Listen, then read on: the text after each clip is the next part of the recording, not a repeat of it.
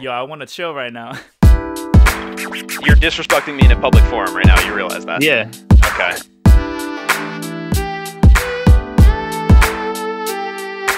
I want that to be the goal of the podcast, for somebody to let go of their worries in the world and listen to us. This is my new look, Daddy David. Daddy David. Born to procreate. Born to procreate. Yeah, that better make it in the intro. Nah, probably not. What is up, beautiful people, and welcome to episode 98 of the Unboxing Life podcast. Yeah.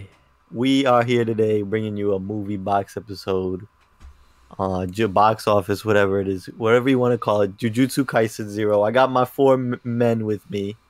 Starting with the singular phrase, kelp, with a period. Kelp, Bonito Flakes, freaking Salmon Roe, whatever the frick. What's up, suckers? You sound great. He's speaking in ingredients there. We got Treasure Coon. Yo, what's goody, everybody? All right, he's chilling. And we got Cursed Boy Lays. Yeah, dude. David Inamaki is goated. You got to it before I could. I'm jealous, but yeah. Get fricked on. Very excited to talk about this movie with the boys. What are you, Alex? What did you name yourself? Oh, I'm Ghetto's right arm. So you're non-existent, is what you're telling me? Or maybe I am just like laid out somewhere. Just somewhere. Looking in the sun. Yeah, spoilers for the Jujutsu Kaisen movie. Yes. We're gonna give you our unfiltered thoughts to this movie. But before we do that, we gotta get into traditions. I think we like to do every week. Who's starting, baby? I want to hear the track first. Okay. The track of the episode. Okay. Not easy to think of a freaking anime track all the time, so it's What's Your Name by Tyler the Creator. We saw him. But you know what? The main character of this, there you go, see? Trevor and I just saw him yesterday. The main character did look kind of malnourished in Jujutsu Kaisen, I'm not gonna lie. Damn. Yeah, true. for sure. So The fact that his There you ring go. stayed on the entire movie was pretty big accomplishment. that's true. You look malnourished. Yeah. Check it out. Great. The fact that song. he was the same ring size when he was like 8 years old versus like 16 years old. Your hands don't grow, bro? Alright. That's true. Bro, that's actually true. You're right. He was malnourished. But it was cursed, Dang. so it grew with his hand. That's a Maybe. fact. We need confirmation on that. Damn, could be that serious. We need confirmation. Manga people, where you at? Anyway. Manga people, please don't spoil Jujutsu Kaisen for me. Thank you. All right. Yeah. I'm gonna hear the word. Let's go with the word. The Or word, words. the singular word of the episode. It came to me like right as we saw it. We were talking about the movie to the people that we actually watched it with, and one of the, I guess, complaints of the movie that our friend Billy had was that it was a little too short. So I thought of the word brevity, which is brevity, and it is shortness of duration, or shortness or conciseness of expression. So this movie definitely didn't waste your time. It didn't drag a whole lot out. It was actually pretty straight to the point for the most part. So I thought it was pretty fitting. But Yeah. I'm gonna Did you keep use the word mid-conversation? Yes, I found it rather brevity. Well, that would be the wrong form of. It would be the using wrong it, but- form, bro. You would use brief. There you go. The adjective form of the noun brevity. Yeah, but brevity sounds cooler. It definitely It sounds does. sophisticated. So I'm gonna keep All my tradition short and sweet. So that's all you got. The Just film, like a that's movie. fitting. the film approached the subject It's- matter with such brevity. You love It's it. fitting. A brevity tradition there.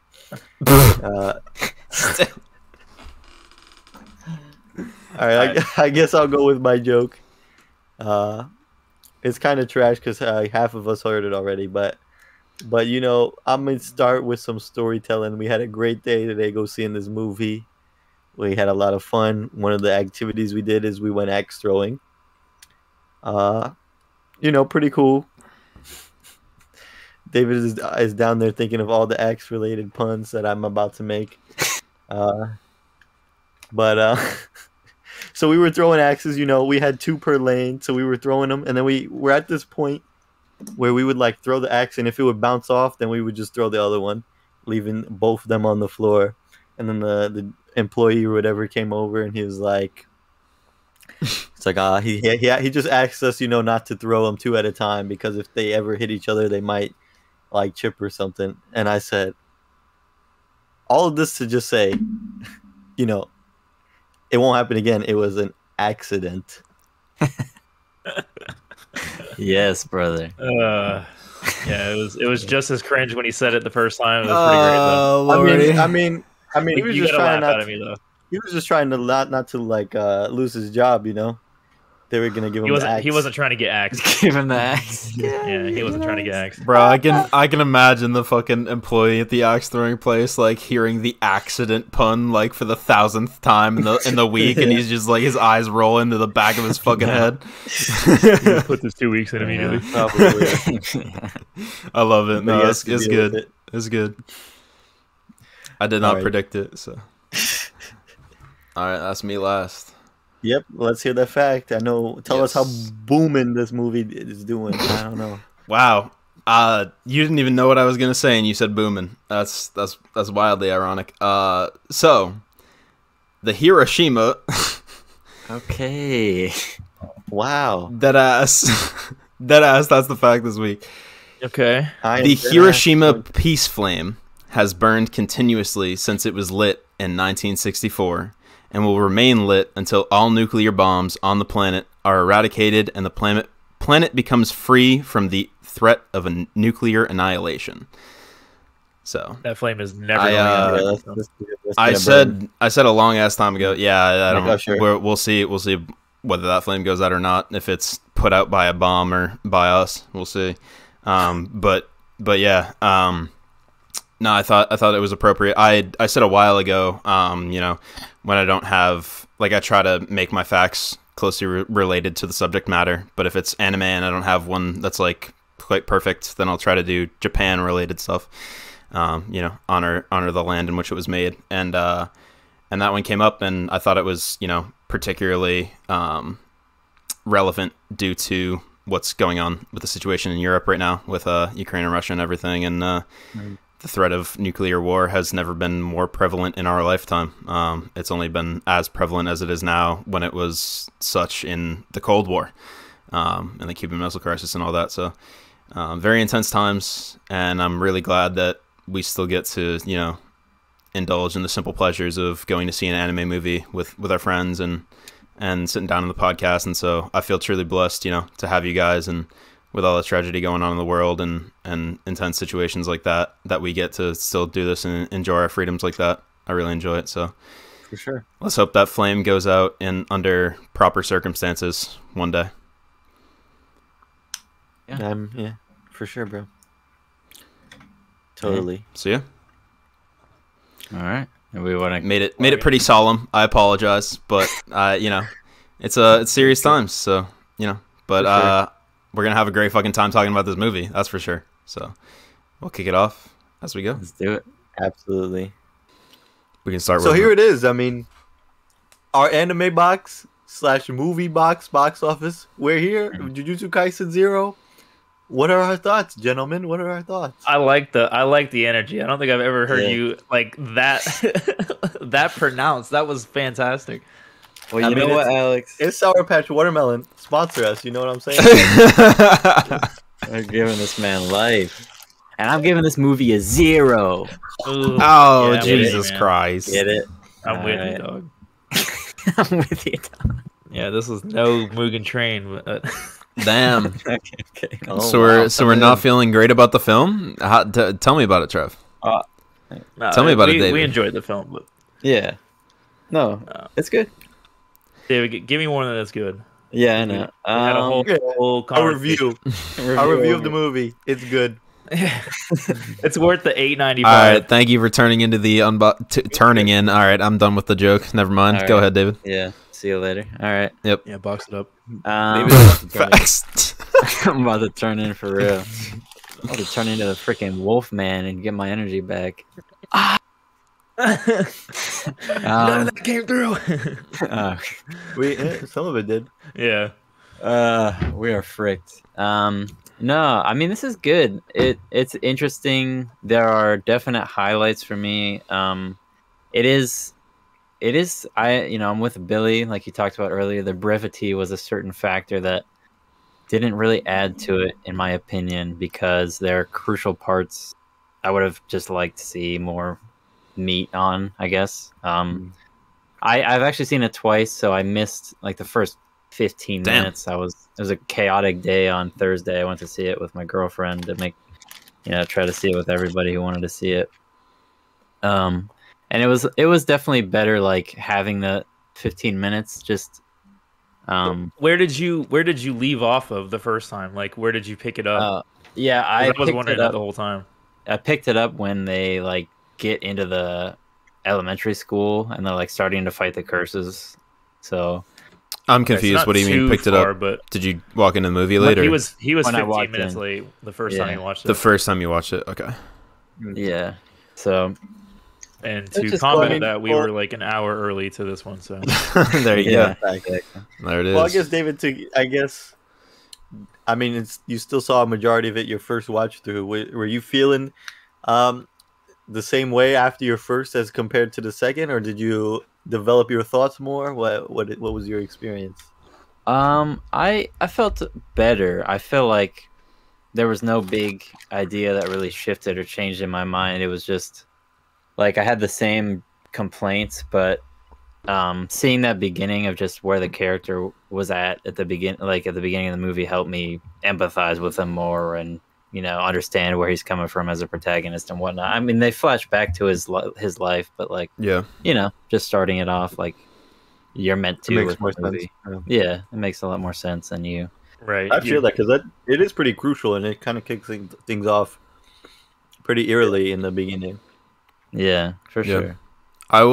So for my general thoughts, I will say the key word for me, I think, is underwhelmed. I didn't watch a single trailer for this movie. I didn't want to, but I did track the cinematic stats for Japan, and I know that this movie is now tracks as the second biggest opening weekend in Japanese cinematic history, following Demon Slayer. And that has a lot to do with the manga and the success of the season 1 and everything over there, and of course everywhere. That's why we're talking about it. But yeah, it's I basically went into it expecting what we saw from season 1, which was a lot of like just explosive, amazing, gorgeous fights that had like a lot of intensity to them and a lot of like importance loaded within them. And you're still learning about characters and everything. And this movie was interesting because it was a prequel. A lot of the main fight of the movie, which was between two characters that we know for a fact survived the fight to one degree or another. I'll get into that later because I have a sort of a theory about Geto's existence within the series, as opposed because supposedly he dies, but we don't see it. But it was definitely. I don't know. I felt like Trevor, the way you said it, more meat, or did David or Trevor say that? More meat. Yeah, David. That was David. Sorry. Like having more meat in those scenarios where like there was like when Nanami showed up, I was like, fuck yes, and then he was gone. Like it was like having a lot more, like actual I guess in a weird way you would call it fan service. Like I know fan service, the phrase is usually a different context. But the idea of like giving the fans what they want, like letting us see like the characters we love like absolutely tear up combat. It didn't happen a ton. So I'll add on to Nanami. I mean, Toto showed up and literally didn't do anything else. He just had an entrance and then forgot he existed. And I mean, actually thinking about it, it's like they use the character from the show just for like a trailer shot. Like that's all that stuff is. Yeah, they were kind of props almost in a trailer to get you hyped up for the movie where they actually do some stuff, but they don't. So that was, I mean, we'll go into it more maybe, but that's like the Demon Parade was my most disappointing part, and just like the action at the end, because it felt like they could have done more with it, and they just kind of threw everyone in there just to show them, and then didn't do anything crazy with it. For sure. Yeah. I think the only like way that you justify them not showing more fighting in that is because they're like, oh, it's a distraction, it's not the real thing. You're supposed to get Yuta, you know, fucking isolated so they can take the curse from him, which but I get, but definitely would have enjoyed more fight time for sure. Especially you brought up that last sequence. That was the absolute most underwhelming final sequence of any movie I think I've ever seen, where it's built up that homie just steals curses for a living, basically, to get it to be as powerful as possible, and he's got like 4,400 curses like at his disposal, and he draws up like the weakest looking spirit bomb, and then gets fucking absolutely annihilated, like in one shot. Like that was so pathetic. That was a very, very anime moment where they both like take their sweet time to charge up their like super top power or whatever. Where he's like, I'm gonna hit you with all the curses I have, and then like it takes 2 minutes for him to charge it, and in that 2 minutes, Yuta's going back to Rika and talking to her of like, lend me your power again, and all that. The funny thing is, it doesn't even look like he was charging it, because it stayed the same size, and he was just kind of like holding it with his finger, like, it's just chilling. Yeah, I feel like it was almost like he allowed Yuta to have like his so-called famous last word, or not famous last words, just last words in general. Yeah. And he just turns around to the curse and says, "Hey, take my life, give me your power." Completely fucking nukes him, and it's game over. Yeah, I mean, it was the opposite too for me, where it was like, oh, he's gonna take his sweet time like charging this up, while Yuta's like the movie has been flexing how good he got with a sword and how like actually powerful he's become by himself, and we're just not gonna let him have any sort of shine in that respect, while like we're gonna you know, lean more into the anime moment of the two power balls like hitting each other, as opposed to like it being an actual like more realistic fight, which I'm fine with. Like I love those moments, but it's I don't think they led into it properly, you know. Not in a movie. Not as the climax of the entire movie, right? Like if it's part of it and like something that happens in the fight, sure, but like that was the climax of the movie, was their powers hitting each other and limping away from each other, and it was like, all right. Yeah, I think in this particular fight, the animation is like gorgeous as they're going back and forth fighting. Yeah, dude. The problem is like the build up, because like when they were like fighting back and forth, and it was gorgeous and it was going ham, and then he lands a punch, and that punch was a beautiful punch. The Black Flash. The way it was expressed, but that single punch had more impact than the entire like ending of that fight for me, because it's like it showed that they were fighting back and forth, a lot of back and forth, and then they're pretty equal, and then he finally lands a punch, and it's like, damn, he got him in that moment, you know. Yeah. And then like we're saying, it gets to the final part, and he just kind of blows him away. It didn't have that back and forth, and at that point, it didn't feel like Ghetto was equal at all. It felt like he was trash, or that it was deserved. It was like, it kind of came out of fucking it lost all sense of technique and like skill. It was just like, who's the more cursed motherfucker? Like we're gonna send our raw power at each other, and whoever wins. Like it was kind of like that first half of the fight. They just needed to keep doing like more. I feel it. Yeah. Because they did it so well in that beginning. I was like really impressed as I was watching it. As they were fighting. And I think I feel like anime nowadays has progressed and gotten a little better than like, you know, Dragon Ball Z. It was cool when they did it, you know, when they had these big games, and that would be. But like Jujutsu Kaisen is one of the ones that shows you like anime is like, you know, these crazy fights going on, and it's progressed past that point, and then to have that very, you know, IP or whatever do that. Mundane idea that's been done over and over. Another thing that's interesting is they kind of underutilize Gojo, like this whole movie in my experience as I'm Preach, watching Alex. it, they're building this Mangeto as sort of a rival to Gojo, and so I'm thinking like, yo, we've seen what Gojo can do already a little bit, you know. So like they're gonna come out like he's gonna like show his true power in a minute here because this man's just chilling, and then he's kind of like on the sidelines. He removes himself from like the elementary school fight, which I get, like that's their job, but he removes himself from just about every single fight that you're supposed to care about. And even like when the he last was fight. fighting, he like blasted away like something on the side, like just a quick ball that way. And with I'm his like, red. This man has his technique, the most beautiful technique I've ever seen. He has they do just give it to me. Yeah, so like in that circumstance, as well as like the entire movie as a whole, they really focused on.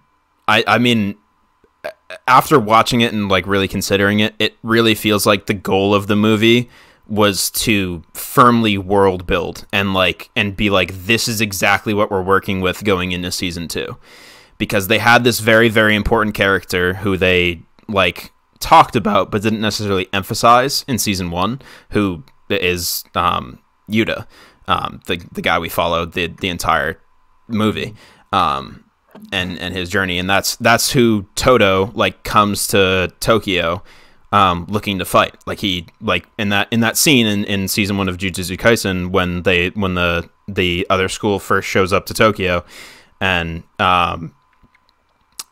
like Toto's beating the shit out of Megami and all that, and he's looking for Yuta. Like Yuta's the one he wants to like fight because he's strong, and that's the entire reason that the first years, being Megami, Nobara, and Itadori, end up in the like the school battle event, is because he's not there. And so they have that like element of like, okay, this is a character who clearly like means a lot, but we're going to tell you absolutely nothing about him. And then we have this movie that we're going to tell you literally everything you need to know about this character. And I think from there, they just go into season 2 with like, okay, now you know everything about the world and about the characters. We're going to fucking kick ass now. Like it seems like this was less of like a, let's make a cinematic masterpiece and absolutely like blow people's socks off, and more of like, let's really make sure we set all the groundwork we possibly need to lead into season 2 and have it be completely incredible. I can see that. I can see that. But one thing I was wondering, and I looked it up now, but I mean, obviously it's based off manga as the source material, and so this comes from volume 0 of Jujutsu Kaisen, and I was wondering, I haven't read the manga yet, but I was wondering, when does volume 0 come out after, like, in what point in the manga does it come out? And so I've looked it up. In Japan, it came out at the same time that the 3rd volume came out. And in the US, we didn't get it until after volume 7 came out.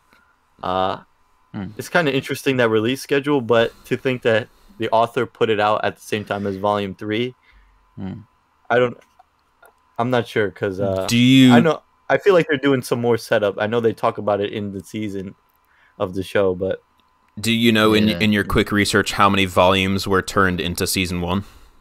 I want to say it's like 7 or 8. 7 or 8, okay. I might be a so little that's interesting off, that it was released like that early, I guess. I don't know. And there's currently 19 volumes out. I mean, I guess we're so used to, the Hollywood cinematic cycle where you get like the core material and then either like sequels or prequels. And so we're so, like ground into the idea that like everything will follow like one by one and that the story will be built that way. But I mean, from what you're saying, it seems like that wasn't the case. It was more like, oh, we need to like give more context, so we'll release 0. But I don't know. Who knows what's going on in the writer's head, except him. Definitely makes me think it'll be important later, which I kind of get the sense of, if he's releasing it so early, it's not just like some bonus after he's done with, a certain amount of it. Right. And I get the sense, that's that same sense too, that they're doing some setup, but it is, I guess maybe my opinion will be a little better if, I don't know, if we get a season 2 and not to rush them or anything. I don't want to be like, that type of guy or whatever. I get the animation schedule is crazy. Yeah, Mappa had to open a whole new studio a whole new like office building to house their animators to take on what they've signed on for. They're doing this and Chainsaw Man, and they're currently doing Attack on Titan, and they're doing season 2 Well, they're done with it. of Jujutsu Attack on Kaisen. Titan. Well, are they done? I guess don't at know. this I mean, at this point, they'd have to be done. One would assume so, but we'll see. Yeah. I guess. I mean, at least the animation for it is done. Like, Yeah. I don't know how many more they got left, but Yeah. it has But to either be way, pretty close to complete the for it to be coming out. the narrative in the community has been Mappa's drowning. So Yeah. we'll see. Well, I mean, I believe in them. Mappa- They've been pumping out fucking phenomenal content. So They are drowning, but they are also dripping. they're 'cause dripping this- as fuck. Yeah. That's true. So yeah, I mean, if season 2 comes out, it'll put it in a nicer context of okay, we got this out of the way, and now it's going super ham. But it's just not the experience you're really looking for. Like they had to know that the world was set up by Mugen Train to be like, you got this, and this is like, boom, like this is the next thing, and it's like the biggest thing, and it's just crazy. And then you get this, and it's if they're not going for it, it is what it is. But you know, you're not getting it. You're probably going to be a little disappointed. That's way. exactly what Billy said, where it was like, Right. I mean, is my opinion swayed because Mugen Train was so great? Yeah. And you mentioned, Cam, the whole like, oh, they were going for setup instead of it being a cinematic masterpiece. They could have done both. They could been a have. lot Yeah. better. Yeah. I'm not. Yeah. Yeah. 'Cause Agreed. That's Honestly. yeah. Because if they could have just done it, and I mean, in my mind, I guess maybe you guys might not be as simplistic about it. If it was like a full 2 hours and there was just 15 minutes of straight action added, where they had like some crazy, like Battle of New York Avengers stuff, where they had to team up, and you saw like some cool character dynamics going on, and it felt like a huge event, I would have been a lot more satisfied. I think so too. Yeah, I actually really agree. I'm definitely one, especially in anime. I love action. Yeah. I feel like a lot of anime, at least in my mind, just gets bogged down with a lot of explaining and dialogue. So any break in that, especially given how beautiful Jujutsu is as a show in general, I definitely would have enjoyed a hell of a lot more fighting. Yeah, JJ. Like the way that Mugen Train ends with that absolutely mind-blowing fight sequence at the end. It's just it's one of those where it's just like the bar is set so high you can't release mid. You just can't. Yeah, I mean that's what we all kept on waiting for, was that like blowout fight, And like it did not the happen. gorgeous fight, and we got met with two balls of energy going at each other. Like we were talking about earlier. Although I am curious now to like what the source material, like the manga itself, portrays it as. If it portrays it as the same and it feels like it's cut short, whereas like from an animator standpoint, they're like, let's just go with this, or I don't know. I'm interested to read it now. I do see what it's like on that side. But the way you say that makes me think, like, I wonder if it was almost like we'll release zero for context, like in terms of the manga's like existence. Just the idea being like, oh, we'll release zero for context, and like that'll be that, and like it won't be too mind blowing, but like at least readers will know like exactly what they're getting themselves into for like future material. And then the studio was like, we're gonna make a fucking movie out of this, and it's like, wait, you're gonna make a movie out of it's just context, dude. It's just backstory. Like, you're gonna make a movie out. Yeah, we're gonna make a fucking movie out of it. It's like, I mean, it performed. Like JJK has like all of the fucking, I can't think of the word, it didn't hype, really I feel guess, like a prequel around though. it. Like, I don't know, a lot of the characters, if not all of them, look the same, and like I guess like I'm just used to prequels. Inumaki got a different hairstyle. There you go. that's true. I'm just used to prequels and sequels having very different aesthetic changes in the characters Tonality. and stuff. Yeah, like it almost felt like it was just like a one-off filler movie. Yeah, I mean, I agree with you. Yeah, It was weird. Yeah, I get what you're saying too, because especially to that point, like just the way they structure the story is not how you would ideally do a prequel in my mind. Like, it's a good way to show like Yuta as a character and his growth and whatnot, but like setting, like we mentioned earlier, I can't remember, I think Cameron, where you're having a fight between two people at the end who you know aren't gonna die or probably even get seriously injured, at least permanently. And like you set up the villain of the movie, you know they're probably gonna escape. You have a dramatic moment with Gojo, that's like a well done like last words scene. That was good, yeah. Really good like friendship, dynamic. They're like estranged friends and whatnot, and then you know that the monk Ghetto is just gonna come back, and so it just the way it's structured, it's like it's leading you for like this payoff that you know isn't gonna happen in this movie at least. Right. I think like it feels like it's supposed to. I don't know. I mean, one of the discussions that we had. Well, prequels have this thing because I mean it's cool to see all the characters, but it's like all of you got plot armor. Like that's what. Like I leaned over to you and exactly as one of them was fighting, I'm like, he's not dying. Like he's got plot armor. Like, yeah. Exactly. I mean, it's cool to see him because it's like, yo, I recognize you, and but then it's after that, it's over. Like that was It's like a 2-second like shot of adrenaline. Oh shit! There's another character I love, and then it's like, oh, okay, he's like, oh yeah, the panda's here. He goes ham. Never mind. Yeah. He goes I think all right. Inumaki was probably the only character we got to see like shine more than they did in season 1. Where like I went to see this movie with my buddy Will from work, which if you're listening right now, shout out to you. It was very fun going to see the film with you. Love it. But yeah, it's we basically discussed the idea that like no character looks or does anything better than they do in season 1 of the show. Like there was no movie moment like where Mugen Train, right? Like you see just insanely gorgeous moments of brilliance and incredible stuff where they're just building on everything. And that's the blessing of it being a sequel as opposed to a prequel, where like you can't like they're moving forward, so you can always develop the characters. With the prequel, you have to be like they're only as good as I've already showed you. But based on what they showed us, there was still room for them to be excellent in the movie. You know, like they're like we saw like a lot of the students kick ass, but only against each other. But we didn't necessarily see what they can do against curses, like especially like Toto and everything like that. Like Toto and Itadori fight like that badass tree spirit together. What can Toto do on his own, right? Like we want to see that, and we get nothing.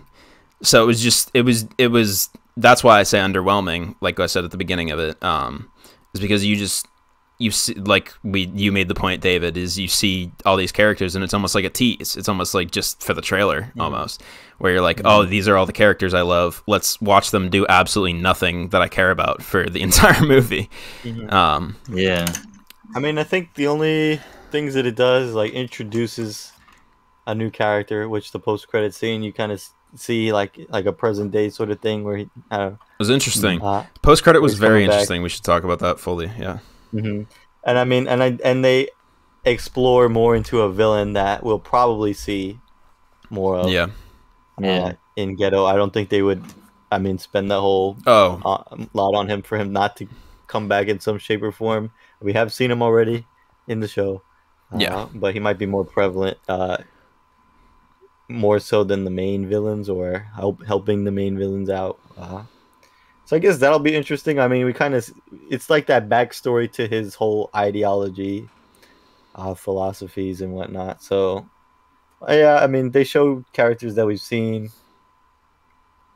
I mean, they showed some newly developed characters, which is pretty much the only point. I mean, like we've already talked about, you know.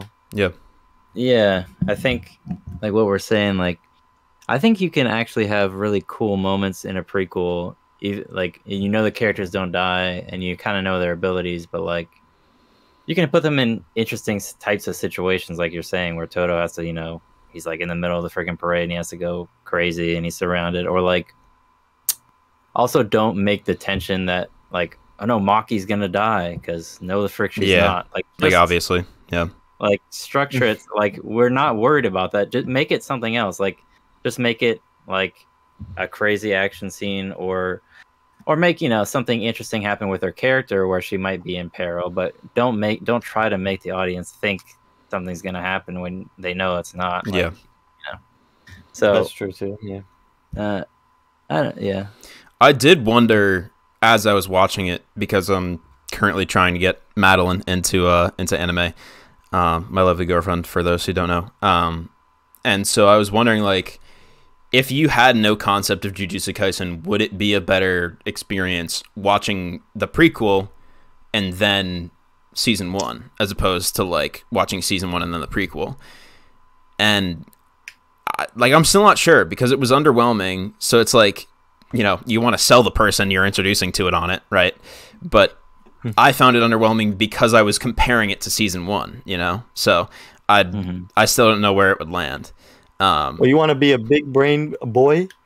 You find out, Of course, always. you find out which volume or which part in the season 1 is volume 3. Tell her to watch up to there, then the movie, then the rest of season 1. Big brain. So we can do full Marvel chronological order type shit. Exactly. Yeah, like the Star Wars machete. Watch it in the proper order. Yep. Yeah. Yeah. So purists will argue about the one true way to watch it. yes. Yeah.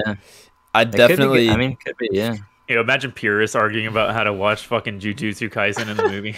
Yeah. There's fucking two different. There's We'll two different see. pieces of content. Like, Dude, in a there's not whole lot decade, of ways you can slice this by. bro, like 5 more least seasons 3. and 2 more movies later, we're gonna fucking find out. You know, in 10 years. I would not watch this movie first. I'll be completely fucking honest with you.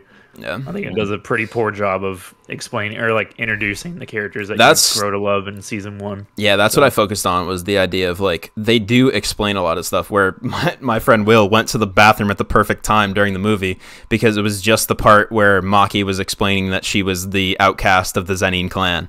Yeah. And she was like, so he said to me after, he was like, yeah, she was like, do you want to know why I'm the reject? And he was like, all right, peace.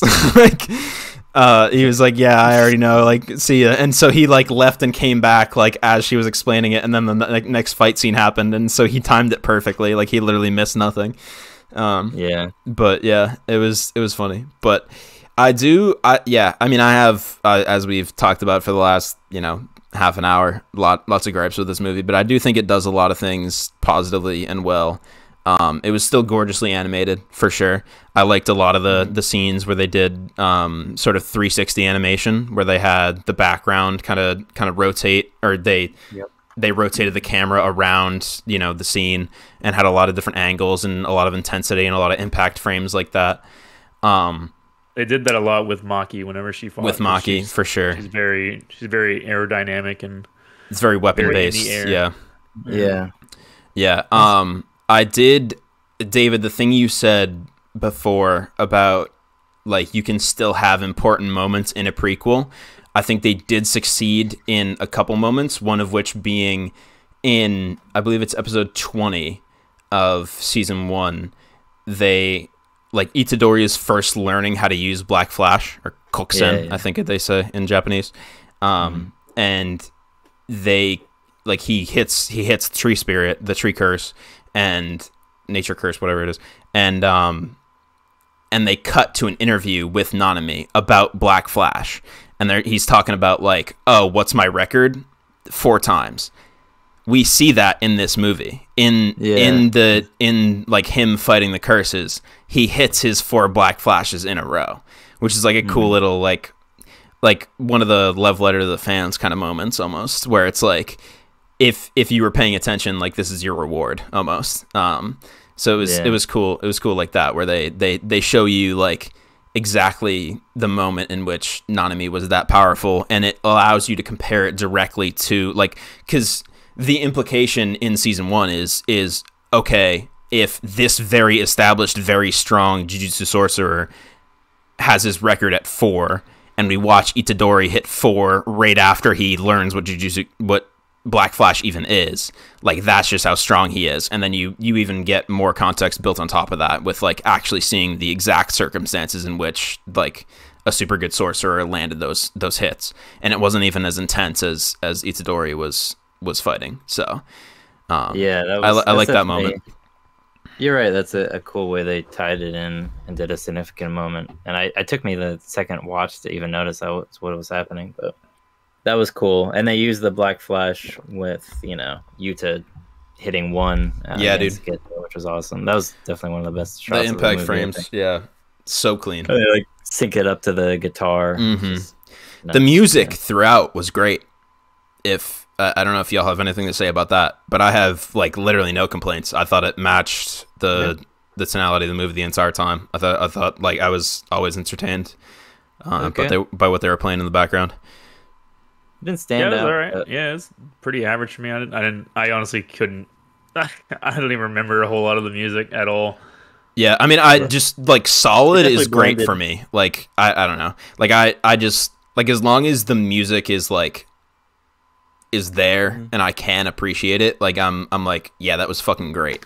I don't know. I'm soft. I guess I'm on like record, that. like at least with movies, I'm on record with saying that like I did like, especially it's ironic considering how much I love music. I disconnect music with movies like so often. It's like such in the background for me. It's like the very last thing that I pick up on because I'm so Interesting. busy trying to like digest what's happening on screen and what's being said, because I'm not exactly the best when it comes to like fully understanding a movie the first time I see it. So like I'm so hyper focused on where is this plot going that the music is just fucking background. It's literally background music. So, Well, I mean, I did Yep. notice the music. I liked that it complemented what was happening. It does blend into the scenes, which could be a good thing or a bad thing depending on how you. It's not super in your face, which it's not trying to be. Yeah, that's what I'm saying. I like is that it complements It's it without overtaking it. You know. yeah, Right. it has to be like absolutely superb for me to come in. Like with Batman, like Batman's score was unreal. Like it was flawless, like super great. So like it just has to be like incredibly high tier for me to be like, oh yeah, the music, man. But I didn't hate it. So I feel you. Yeah. Yeah, I like as long as I'm satisfied with it, I'll say it was solid. You know. So. By the way, Alex, were you finishing a thought or? No. No. All right, Okay. David, go ahead. Sorry. What do you think of? Because I mean, the central kind of heart of our protagonist is like him with the girl. I'm really bad Rika. at- we talked about Jujutsu Kaisen names freaking fly. out Jujutsu of my Kaisen head, names like, are like very, very forgettable. I'm remembering them right now. We'll see if that Relatively lasts. Forgettable. yeah. You what? so- I said I'm remembering them right now. We will see if that lasts. Like I'm surprising myself right now because there's a lot of them and a lot of them are very similar. We talked about this at the beginning where like there's like 4 female characters with the same M name basically. Then season 1. Yeah, so but I don't know, what do we think about freaking Yuta and Rika, like their relationship and everything? It's kind of like core to his motivation and the plot of the movie, and it I don't know. I don't know. It was pretty fucking weird with. It was odd. It was very odd to it me. was pretty How- fucking weird with 8-year-olds being like, "Yo, let's get married." Like, what the fuck is happening? You never had And then that? she I mean- no, but then she I mean, she dies like right after, and he Which was crazy. very crazy Because but she's like, "You want to marry me?" And then you just hear. yeah. I know. That's awful, dude. Like But that's then he anyway. Finish. He manifests one of the strongest fucking curses, one of the 16 special grade curses that exist in the world at 8 years old. Over that, I don't think Yeah. that was I- sufficient enough for that. I did I don't like know, the- bro. That would be It's extremely very traumatizing. absolutely very traumatic. Extreme. I mean, that Yeah. was it. They depicted it really good in They this. did for sure, but Yeah. come I on, think- man. and I One think- of the best curses in the world. No, man. yeah. So, I so I I'll will say. Go ahead, Okay. David. David, go Yeah, ahead. so my only thing with the logic of that is I think I definitely get what you're saying. They don't do a great job of explaining why it's so powerful, but they kind of throw it in at the end. Where, They do. They Where do. Gojo's like, He's fucking related. yeah, they just should have done it better because you don't even know who the guy is who he's related Yeah. to. But that's them explaining the logic, and they'll hopefully like explore that a little better later. I'm but sure it's they like will. he's the descendant of like an all-powerful sorcerer or whatever, Yeah. which apparently Gojo's related to. So that's kind of interesting. Yeah. So they're super distant And then he just relatives. fucking Yeah. chibis it out. Yeah, I mean, I feel like they Quite could have literally. done if you're doing a prequel with all the setup and world building. I mean, maybe you could have done a little more of Could that have stuff. involved Of him. just like what's going on with the world, what's going on with the history of that's kind of interesting. And they just kind of throw it out there at the end. That's what I was gonna say. That the movie did do a good job of was establishing more clearly, because throughout all of season 1, they have that tier list of like how they rank sorcerers versus curses and everything like that, and you know, tiers 4 through 1, and then special and everything like that. And they give you, like, Geto talks consistently about like there's only this many special grades in the entire world, and so they do a good job of like establishing the world in that sense.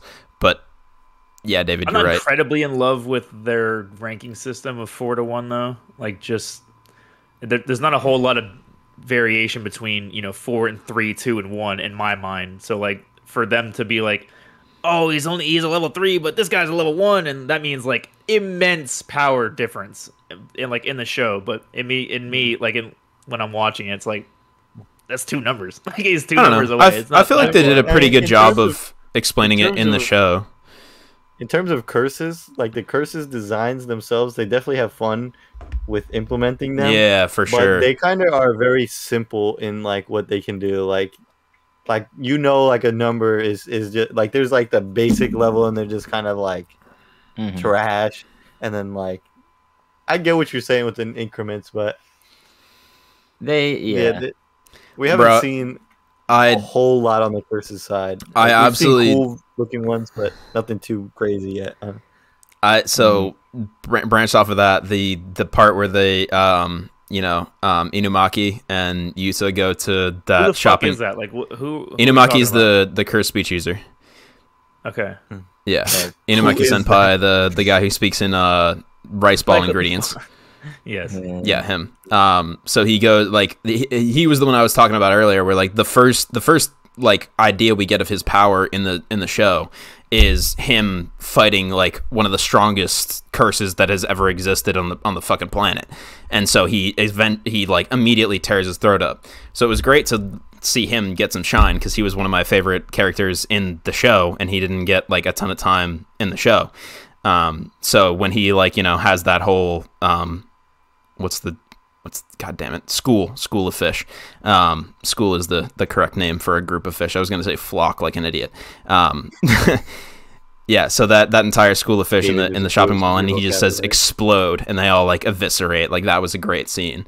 But I want to know, how do you guys feel about, as that scene progresses and he had bought the throat medicine, which is apparently some like god tier like ibuprofen for his throat, where like he goes from like having it be torn up to he swallows some like convenience store throat medicine and he's completely fine again and can fight the fucking like high tier curse.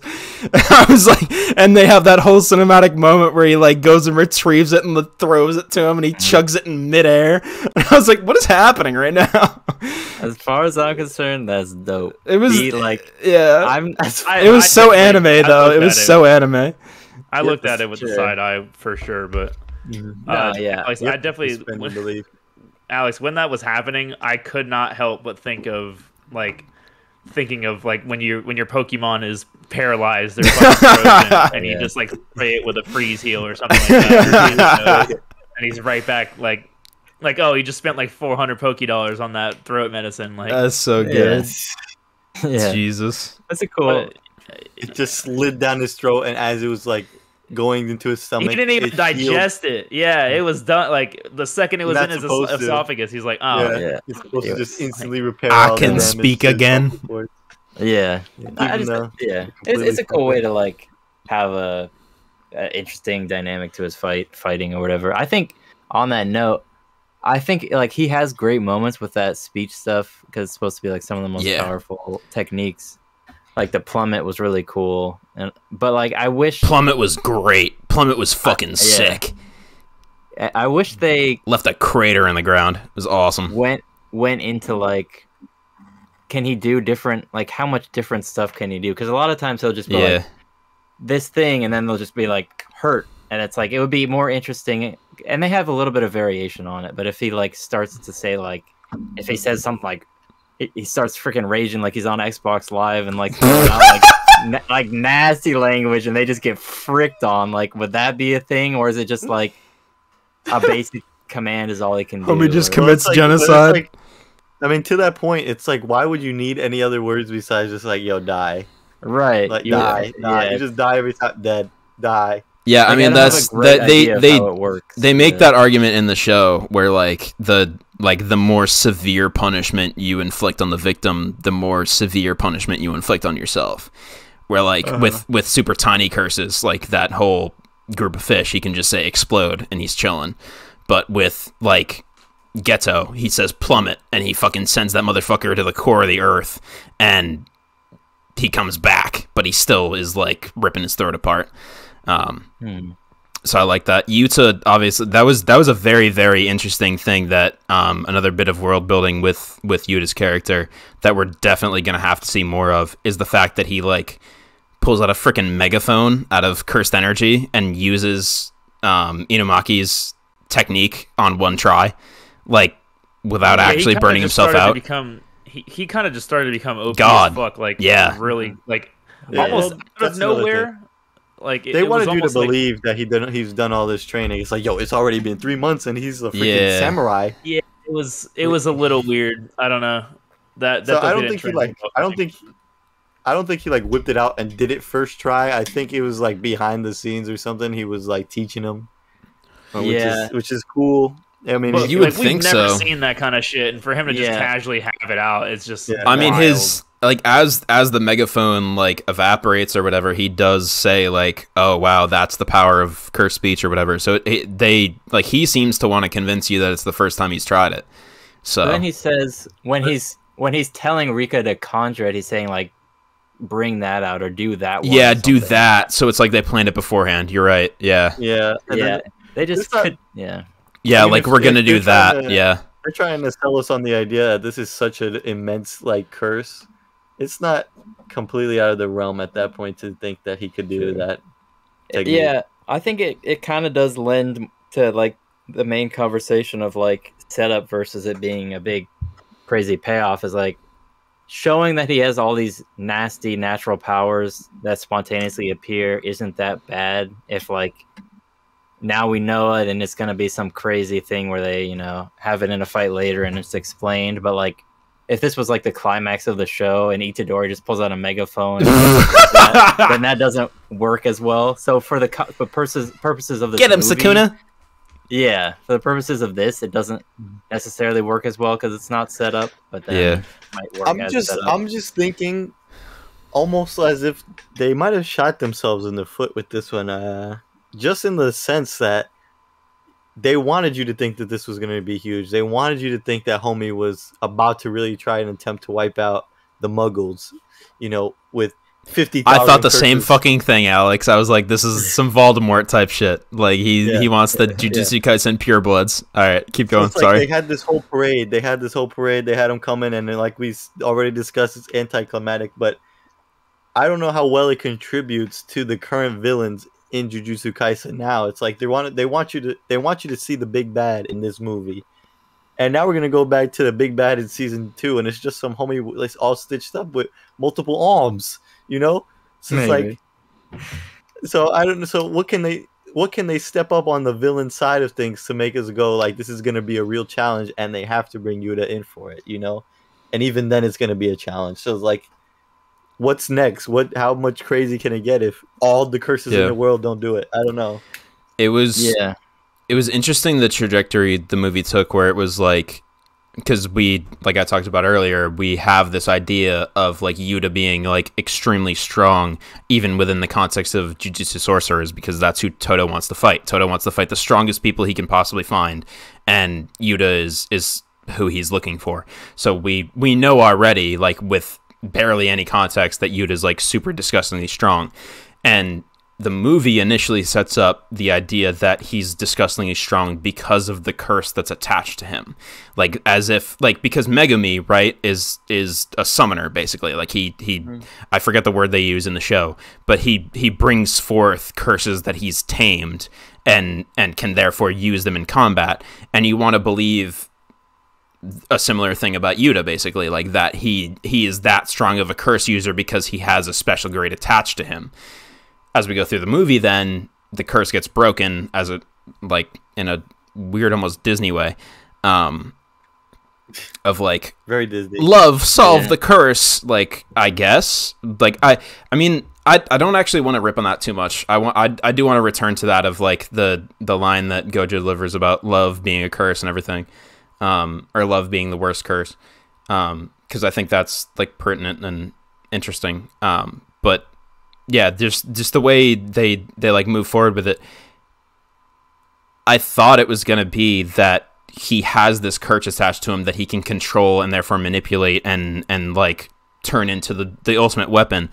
But they take all that away at the last moment, like we said, with his connection to Gojo and like saying that he was the one who cursed Rika as opposed to Rika cursing him. That he is just like such an insanely strong jujutsu sorcerer that he had this much cursed energy within him to turn this tragic event into one of the most powerful curses the world has ever seen, right? As a kid. So they go from like, they go from basically like setting up, he has this curse as a weapon, to he just has disgustingly unbridled cursed energy and can do basically whatever he wants. And it's going to be very interesting seeing how they work with that going forward, because it's like they made him very, very fucking strong. I mean, they made Gojo insanely strong. So and they're related supposedly. So. And that's why they're both strong, is because they're related supposedly. So, yeah, it'll be very interesting to see what they do with that, because they've set up some ridiculously overpowered heroes. So they're gonna have to match that with the villains, and I'm Sukuna excited to see what comes out of it. Hyped up to be. And Sukuna should be like an insane wild card. So they have all the parts, honestly.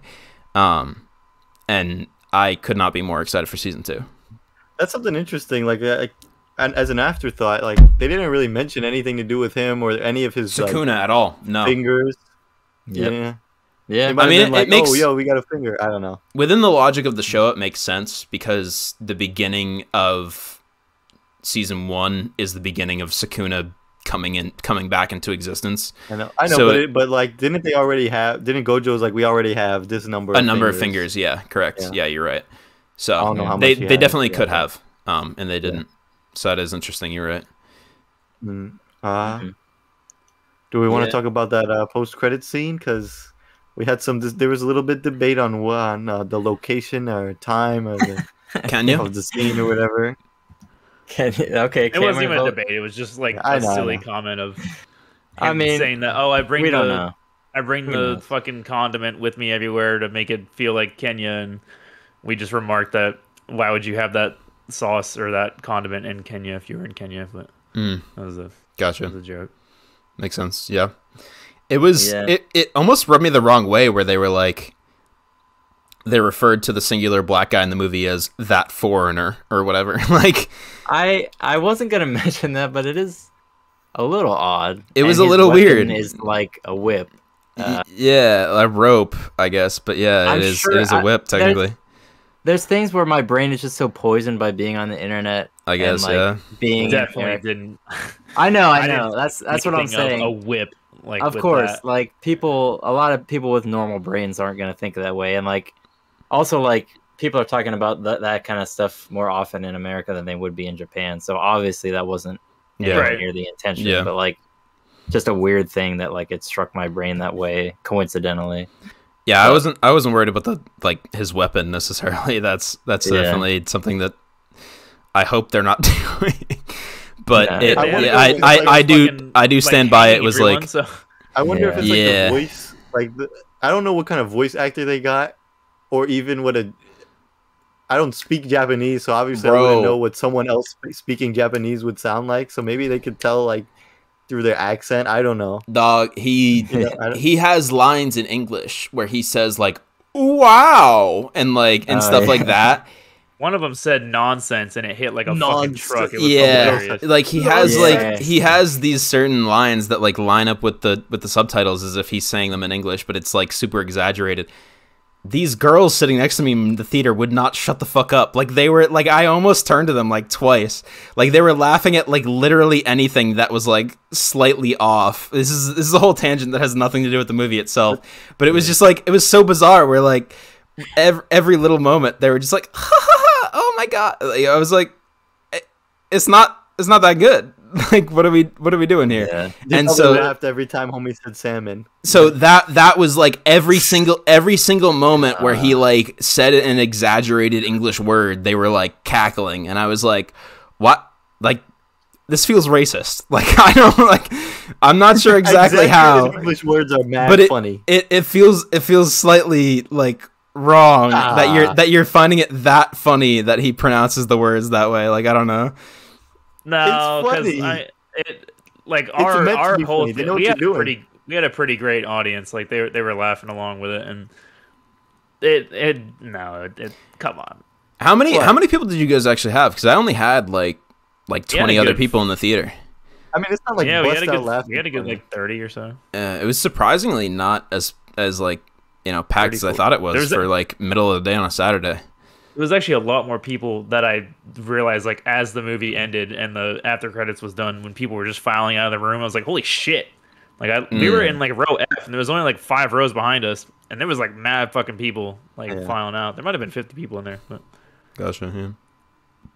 Yeah.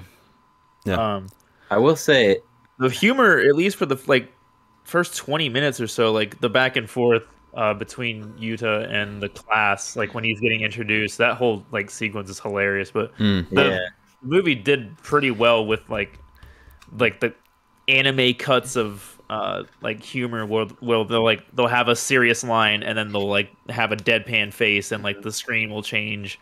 They did that a few times and it landed every time, surprisingly for me. Like it was fairly humorous. The muscular dude had mad Saitama vibes when he just comes out like he's like, the Christmas special starts at 8. We gotta go. Toto. I love the little parallelisms between season 1 and the movie. One of which being Toto still being obsessed with Takeda-chan, and that was like one of his one of his like 5 lines in the movie is like the attack happens on December 24th or whatever, right? And he's like, Takeda-chan has a Christmas event. I will not miss it. I'll kill all these fucking curses. Like, that's great. Like, I love that type. Like, I love Toto for that. I love that type of writing of like the absurdly strong dude has dumb, stupid motivations. Like, I love that concept. It's great. Can we talk about what's not great with we've been doing a lot of incessant, but the incessant need of anime to include boobies. In what sense? I don't actually know what you're talking literally about. Like derails that whole fucking fight between him and Maki to be like, yo, Revelation, do you like big or small titties? Oh, like, bro. What the fuck, bro? It's not needed at all. Stop it. Get some help. Y'all are so horny. Fucking get laid.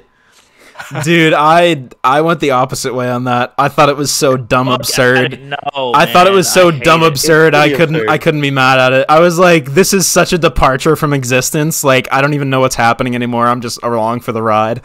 I just like, I hate it so much. I mean, I get that take. That take makes sense. Over any character that exists for that sole purpose. Like, it's a moment, and and it tries to do it in a comical way, and I guess it's your. Why does it need to be done? It doesn't. That's something it you doesn't. have to accept. It's just that's something not something I have to accept. It needs to be removed. It's ridiculous. It's what happens in anime. I would take it any day over a character that's like sole purpose is to be like that. So I get what you're saying. It was fine. It was a fine moment. I'll take neither.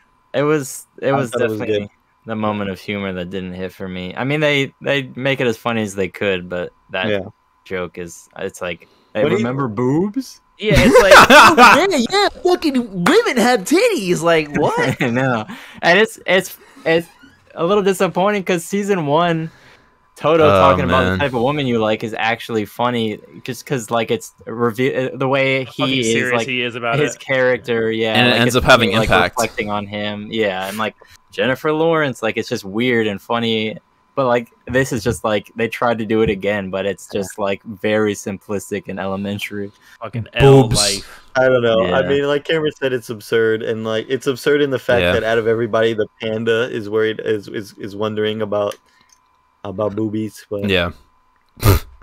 Yeah. That was another bit of the humor I liked, where they replicated, or paralleled a bit of season 1, where they introduce the I think their second years in season 1, which I don't know what that makes them in the movie. We don't have a timeline completely established, but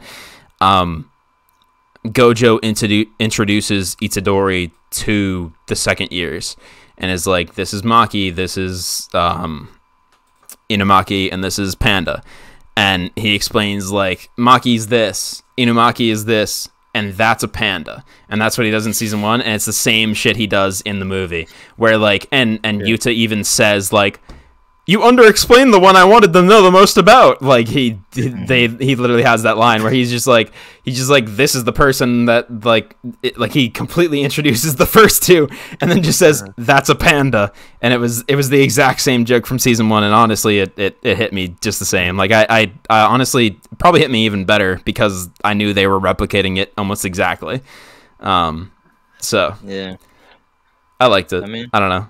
It was has good cheesy, but humor. I'm here for it. Oh, it was one good. thing I kind of laughed at that wasn't intended to be laughed at, and I know I already talked about it like 3 different times today, so y'all are gonna have to hear it again. But like the moment, I don't know if it was a translational thing or whatever, but they said like, yo, when they're talking about Yuta, they're like, he gravely injured his classmates. He didn't gravely injure nobody. He killed those kids. Those kids were dead. Yeah, I They know. were buried 6 feet Yeah, deep. I don't know. Like I said, I don't know if that's a translation into Wait, English when? or something.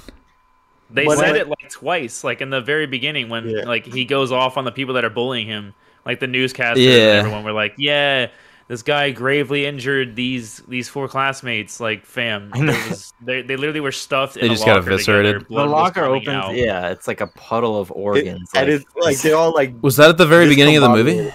Yeah. Yeah. Okay, They all right. literally I said the guy missed the gravely first like injured I them. missed the first like literally 60 seconds. So yeah, Oh yeah. damn. Yeah, it I don't- literally was the beginning. I don't think it was translational because they even say no, they're not dead. They're gravely injured. Like they make it very Damn. clear, and it's like I don't know, no, they're Yikes. Yeah, No, they're not. They're dead. not. I He killed did them. I did like the structure of the curse, like the way it was like a very very toxic relationship, where she's like, "Don't be mad, like I'll do whatever you want." Like that's like the cornerstone of like an abusive relationship, where but like there's no abuse going on. The abuse was like the tragedy and the trauma that happened. So it was interesting that in that respect, like the way they treated each other and the fact that he felt he had no control, even though he was the one to like originate it happening and everything. So yeah, it was. So like, I got caught between the idea of like, damn, that's tired and cheesy as fuck, and damn, they kind of did that well with the idea of, like I said, we would come back to it. I think like an hour ago. Love being the most twisted curse is what Gojo says. Is like, I believe love is the most twisted curse there is, and the idea that, you know, children can have like the most pure form of love for each other, where they're innocent and caring and don't know the evils of the world and can really like care about each other in that respect, like very purely and harmoniously, and to have that be just eviscerated in front of your eyes, like you just watch someone you care about so much just cease to exist right in front of your eyes, like how terribly traumatic that could be. And I honestly, like, I think they didn't do a great job of explaining it, like Trevor was saying earlier, I think, of why that curse is so powerful. But I think if you, like, think about it and harp on it, watching someone you care about that much just cease to exist in front of your eyes is probably the worst thing anyone can ever experience. Like, I would rather die myself than watch the person I care about most die in front of me, you know? So it's like, that's incredibly fucking intense emotion. I think they like undersold how perfect of a situation they gave themselves, almost, where it was like, that is well and truly fucking horrible. Like, watching that happen and experiencing that and like going through that kind of trauma where they go back to it at the very, very end of the movie where they're like, she's not dead, she's not dead, she's not dead. And like, that's how he creates the curse, is like through his denial, like the first stage of grief, right? They talk about the 5 stages of grief and everything. Like he starts to experience that, and he has such immense cursed energy within him that he creates a curse out of her by watching her die and being completely unable to accept that information because he's a child. It's the most, like, I mean, all of us, every single human on earth is the most emotional they'll ever be as a child because we can't regulate it. And so, like, that's, I believe they speak, like, with all the gripes I have with this movie, I think in terms of intensity and comparisons to season 1 and everything, I think they did do very, very well with that. Like, the fact that, like, this is like a horrendous event that happened and something that a truly terrible curse could come out of, like, plausibly. I think it kind of goes back to that whole, I mean, yes, love is such a powerful emotion, but there's also different types of love, you know? I mean, there's having love or being in love. I think what doesn't do it for me is that I'm still not sold on the fact that these children are literally in love with each other, but it kind of eases that for me in a sense, like the fact that she died so tragically. Yeah. Or, I mean, because despite what you could argue if they're really in love or not, but despite all that, like, that kind of thing would be just traumatizing for anybody. So that kind of eases that for me. Like, so yeah, I mean, I get what you're saying. Yeah, makes sense. I don't know. It's just how strong the fucking curse is. Like, that was about where I came with it. But yeah, I think they asked the viewer to do more work than they should have, basically, where it was like I have to get on a podcast and talk about how moving I think that scene really is, when it was like literally 15 seconds of the movie, right? So subtlety was a thing they kind of like brevity. Just let happen. Brevity, yeah, brevity for sure. But yeah, I think I'm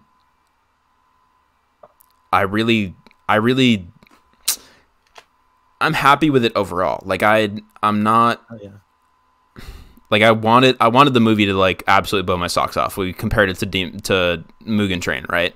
Where like that was an advancement of the story, where you were watching like the characters develop and get stronger, and like, I mean, Demon Slayer season 1, which, spoilers, great if you've watched Jujutsu Kaisen. Hopefully, if you've watched Demon Slayer, and if you're this far into this podcast, hopefully, I love you.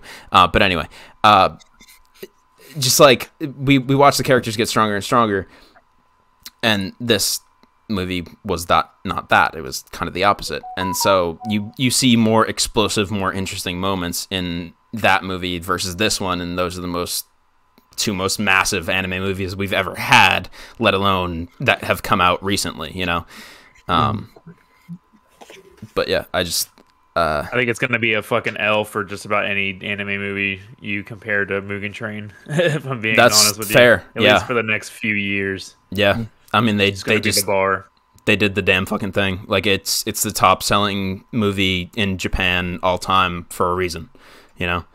Yeah, the last 5 minutes of that movie is well worth the price of admission, let alone the rest of the 80 minutes that you watch. So, dang.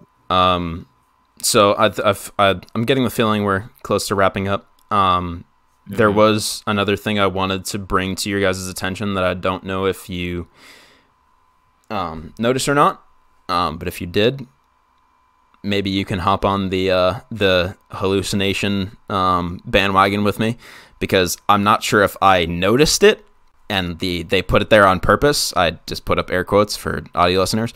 I don't know if it's there on purpose or if it was like an accident, but Inumaki, in another instance of parallelism to season 1. In season 1, when the schools are fighting each other, right? Inumaki, who's the cursed speech user, is the first person to come across the tree spirit. and he begins to run away from the tree spirit and bring that fight towards Megumi and I think Nobara. It might be someone else who is fighting against the guy with the bow and the blood manipulation in season 1, right? So they're in the middle of that extremely intense fight, and it changes from being a fight between schools to both the schools fighting against the curses. And in that moment is when Inumaki shows up and says to Megumi and everyone else there, run away. And we know that Inumaki's whole thing is the fact that he speaks in rice ball ingredients because of the fact that he doesn't want to accidentally curse anyone. Like, anything he says could accidentally be a command that will force someone to do something that they don't want to do or that he wants them to do. And so only in very, very extreme circumstances, like when you're definitely going to lose a fight to extremely special grade curses, will he use his power on his allies by telling them to run away, right? So he says run away to them, and they listen for a minute as they start to run away, and that happens in season 1. In the movie, there is an instance in which Inumaki is very, like, severely injured, and with his, like, gasping, like, passing out breath, he tells Yuta to run away. He says the same words. He says the same Japanese words for run away. And Yuta completely ignores them. Which I'm taking as he's just that strong. Like, he's just that, like, filled with cursed energy that even though we see Megumi and all them, like, be extremely strong curse users and everything, they immediately obey his cursed words. But Yuta gets the same cursed words from Inumaki and doesn't react to them whatsoever. And it was like the most subtle bit of world building I think they put into that movie, where, like, he's just that strong. Like, his cursed energy is just that immense that he can completely ignore some of, like, the strongest curse use that we've seen in the show from a student, at the very least. Yeah, but what you seem to be missing. What I seem to be missing? Please tell me. Maybe Yuta didn't hear it.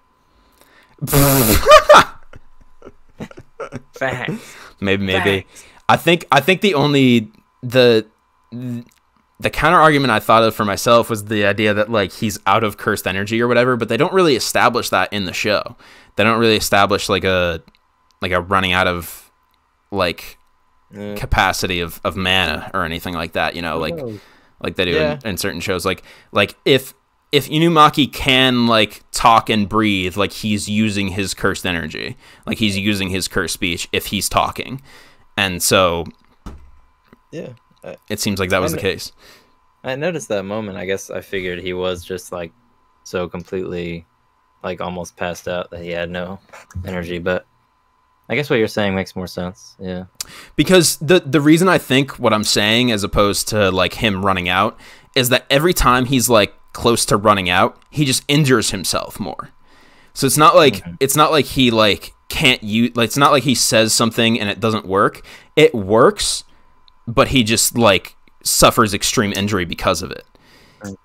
Sure. And so neither thing happens. It both doesn't work and he doesn't suffer injury. So it's like it never happened. So what I take away from that, I think, in the logic of the show, is the fact that Yuta has just such insane cursed energy that he doesn't feel the effects of a technically grade 2 sorcerer. Yeah. Well, it'll be interesting to see where they take him. With I mean, we know he's special grade. Or maybe he didn't worry about no grade 2. Yeah, maybe he just had the special juju from tossing him the throat medicine early in the movie, right? Yeah. Maybe that's the case. I wonder who all the 4 special grade people are or whatever. Maybe, like, Isn't Gojo one of them? It's definitely Gojo and Geto are 2 of them. I did like to see some more of the professors, like, getting involved, but like we talked about with Megami, like, they were on the screen for all of, like, 30 seconds. Like, I think it's May is the woman with the white hair, the teacher with the white hair and the braid, did a cool little who only cares about money. Did a cool little sequence. But... Yeah, but, like, exactly, like, it was a little sequence, you know, like, it wasn't much of anything to, you know, really be absorbed into. Well, yeah. I mean, yeah. We'll see what season 2 has in store. Give our final thoughts, maybe some ratings. Let's see if we do it. Let's do it. If Alright, we do it. I can go Okay. first if y'all want. Yeah. Um, Sure. Yeah. I'm gonna go with a solid 7. It was Ooh, that is 3 less than I thought you were gonna give it. 3 less. We were talking about. You we thought I was you gonna would give it a just love 10? it. Absolutely, without a doubt. After you saw it or before you saw it? Both. It was like right after. Y'all thought I was just gonna fucking slap a 10 on that shit? We weren't, but Then who? you. That's what I said. I said y'all thought I was gonna just slap a 10 on that shit. Oh, I thought you said we were. No, Yeah. you thought I was gonna slap a 10 on there? Well, Yeah, I mean, and I underestimated you, Cameron. all right, well, y'all just don't listen to me talk, I guess.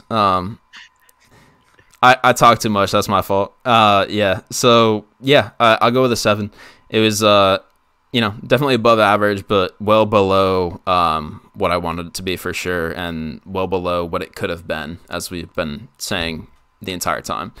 But it did. There was some good action. There were some good scenes. I liked a good bit of the animation, like I talked about, the 360, rotations and stuff like that, and the different angles of the fights, and the characters look good the entire time for sure. Mappa really killed that. I like the music, but yeah, I won't rehash everything we've talked about for the last hour or so. It definitely fell short in a lot of circumstances, and I think it's because they focused more on making sure they had their cast of characters and their world fully built so that they could launch into season 2.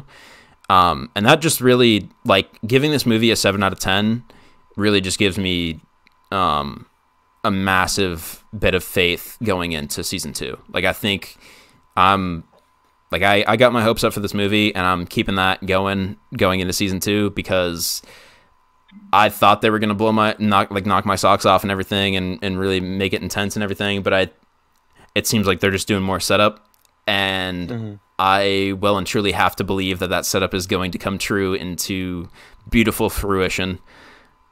Otherwise, what am I waiting for? So, I have all manner of faith in season 2. I think they're going to do a great fucking job. I think I was talking to Will about the fact that they seem to focus more on character and world building in this movie more than, really well and truly action, beauty, and everything like that.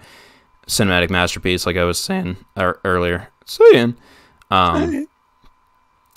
yeah, I really think this is the ultimate lead-in to the second season of the anime, and I really don't want to be wrong, because I think they can, based on how much I love season 1, I think I gave it a 9.5 or a 10 or something like that. I really think it can basically If I gave skyrocket. Jujutsu a 10, you definitely gave it a 10. Yeah, I think it can skyrocket into just cementing itself into being one of the greatest of all time as season 2 comes out. So I'm very, very hopeful. I love it. We'll see what happens. 7. all right, man. Well, yeah. My thoughts. We definitely. A big takeaway is okay, this is one volume that is somewhat isolated, and they decided to turn it into this movie. Our expectations were a little steered wrong, but it's still a good movie. I would give it a 7 as well, actually.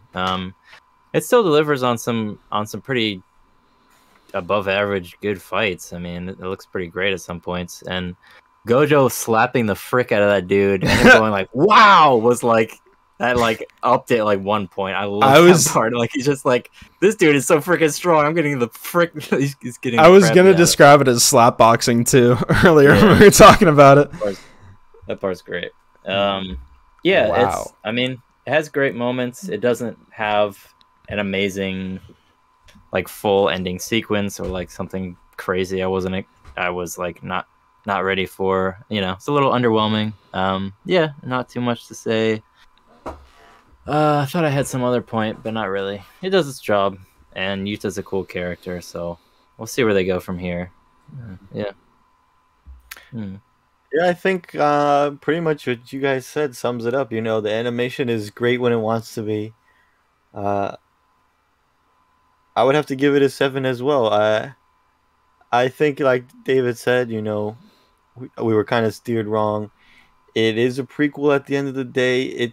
It's hard to say too many things that truly benefit from being in prequel form as a standalone without setting up groundwork or building up stuff for later. And so that is the case. I don't want this to be like a Mugen Train comparison, but that kind of, given the scale of both franchises or shows, whatever, it's kind of inevitable. I mean, they both kind of came out For sure. Recent. They're both in like the same kind of like position in terms of like how much content they have out. One thing that does it for me is like Mugen Train like really shows that they're not afraid to take these prominent characters and like kill them off, which is like a lot of shows don't do that. And that's kind of one of my gripes with a lot of things. It's like they're scared to push that boundary, and we've seen it in Demon Slayer, and it was impactful. So, I think for the progress of season 2, you have so many dope characters in the show built up. If all of them survive, I would be kind of let down. I don't mind having characters die for the sake of an intense arc or an intense sequence or whatever. If they're not afraid to do that, then do it. You know what I'm saying? Like, yeah. I'm very curious, like, for the future of this series. I'm gonna be getting into the manga soon, so I'm sure I'll already have read it before season 2 comes out. But the show was great. The movie was cool. I'm still very excited to see where the series goes. So yeah, it's a 7 for me as well. My man Alex gave a standing ovation when Black Widow went off the cliff. Freak. Oh, because you just love seeing protagonists die. And Alex is going into season 2. Like, which one of y'all motherfuckers getting the soul stone? All right. Yeah. What's the rating of truth, Trevor? I'm gonna keep it brief. I'm gonna keep it brevity. I ain't rehashing none of this shit. I'm giving it a 6. It was definitely solid. It was definitely better than average. I came out of it not really dissatisfied. Certain points, not too pleased, but overall, I enjoy the cast of characters. Always, I enjoy this franchise and excited to see where it's coming from here.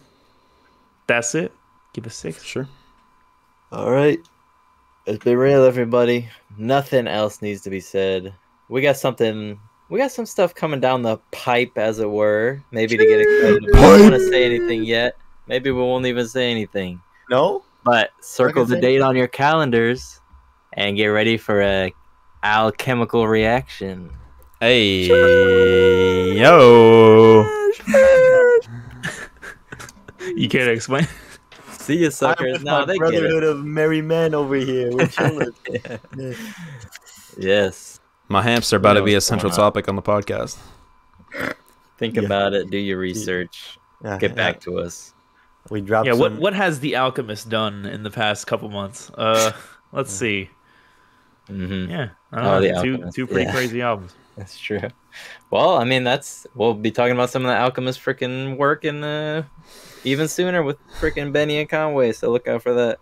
Dang. That's exactly what I thought you were referring to. Trevor, please don't tell me you're fully whiffing the Full Metal Alchemist Brotherhood reference. I literally have never watched the show and don't think about it at all. So yes, I whiffed it. Yeah, I mean, we've been talking about watching it, and he said alchemical, so that's what I was going with. I went straight to The Alchemist being the producer. That makes albums that we are. Yeah, that makes a lot of sense. Honestly, that makes every bit of sense in the world. So yeah, that's for both. Yeah, there you go. Check it out. Los Dos. See you, suckers. Be safe. Good night. Well, this episode is full of so much good stuff. Let me tell you. That was like an M delivery. Like M. I mean, that's not a compliment. If you made it to this point, shout out to you. Give us your thoughts. Connect with us you can in the comments of YouTube if you're here. Connect with us on our other socials. Let us know what you thought about the movie. If we're trash, we're giving it 7s. If it's a 10 out of 10, let us know why. We'd love to hear it. And Get the fuck out of here. that's Trevor. That's Trevor. He doesn't speak for all of us. That is my name. He doesn't speak for all of us, but he does speak for himself. So he will be telling you to get the frick out. Bars. Some of us will be telling you to get the freak out, but as we're talking to the screen, not actually typing it out to you. So, yeah. Bottom line, tell us your thoughts because we're here to hear it. And with that, I will say I love you all. If you would like to catch us on socials, that is at Unboxing Life Pod on Instagram and Twitter, and r/Unboxing Life Podcast on Reddit, and I think other places. But the most important thing is that you should rate us 5 stars on Spotify and iTunes, whichever platform you're listening to this on. Do that because I'll love you even more than I love you for listening to the very end of this almost 2-hour podcast. Which, if you've gotten here, you love us enough to give us 5 stars. Let's be honest. So. If you've gotten this far, you've already rated the podcast. Yeah, let's be honest. So anyway, catch us on those platforms. I will say, be kind to each other, stay safe, and in spirit of the movie, look both ways before you cross the street. Facts. All right. Yeah. Dang. God, I got David. All right. I'm not even going to share that story. Lies, so. Yeah. Good advice. Take care. I hope you guys have a great fucking week. We'll talk to you guys later. Peace of frick out, baby.